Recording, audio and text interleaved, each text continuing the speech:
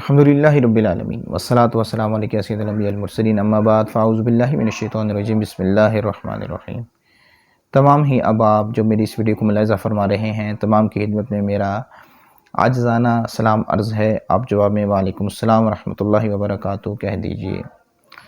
جنت میں داخل ہونے کا عمل، جنت میں داخل ہونے والا وظیفہ، جنت میں داخل ہونے والے اعمال، اور یہ اعمال وہ ہیں کہ جو نماز کے بعد پڑھے جانے والے اوراد میں سے ہیں۔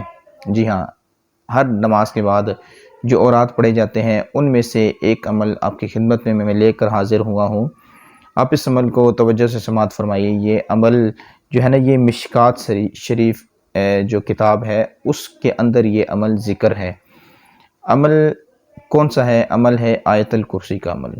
جی ہاں، اللہ لا الہ الا هو الحی القیوم لا تأخذہ سنۃ ولا نوم لہ ما فی السماوات وما فی الارض من ذا الذی یشفع عندہ الا بإذنہ یعلم ما بین ایدیہم وما خلفہم ولا یحیطون بشیء من علمہ الا بما شاء وسع کرسیہ السماوات والارض ولا یعودہ حفظہما وہو العلی العظیم۔